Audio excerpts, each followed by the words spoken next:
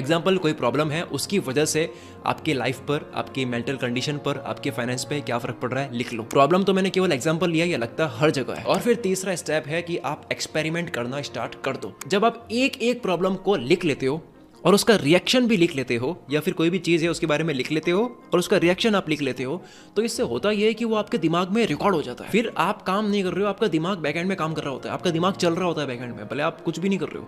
इसलिए नोटिस करना कभी भी होता है कि 2 दिन बाद में एक ऐसा आइडिया आ जाता है जो पहले नहीं आ रहा था, 2 दिन 3 दिन के बाद में सॉल्यूशन आ जाता है जो पहले नहीं आ रहा था। तो वो होता इसलिए है क्योंकि आपका दिमाग बैकएंड में काम कर रहा था। तो बस आप एक्सपेरिमेंट करते जाओ और ऑब्जर्वेशन लिखते जाओ। कुछ दिन बाद फिर से आप सोचोगे तो नया ही आपके दिमाग में आएगा, क्योंकि आपका दिमाग बैकएंड में चलता है। अब आ जाते हैं हम इस वीडियो के सेकंड पॉइंट पर, जहां हम विंसी के विचारों की बात करेंगे। मैं सिर्फ 7 लाइन्स बोलने वाला हूं, हर एक लाइन में एक बहुत डीप मीनिंग है, इसलिए ध्यान से सुनना। विंसी कहते हैं कि जो एक दिन में अमीर बनना चाहता है उसे 1 साल में फांसी पर लटका दिया जाएगा। वो कहता है कि जिस तरह से बहादुर होना खतरनाक होता है, उसी तरीके से डर हमारी सुरक्षा करता है। आप दिन में 24 घंटे भी कुछ नया सीख रहे हैं तो भी दिमाग को थकान नहीं होती है। विंसी कहते हैं समय उसके लिए लंबे समय तक रहता है जो इसका इस्तेमाल करता है। वो कहते हैं कि खूबसूरत तरीके से बिताया गया जीवन लंबा होता है। काम के ऊपर ये कहते हैं कि काम करने की इच्छा शक्ति होना ही काफी नहीं होता है, काम करके दिखाओ। और लास्ट में मेरी फेवरेट लाइन है, प्रकृति कभी अपने नियम नहीं तोड़ती। इन हर एक लाइन के अंदर एक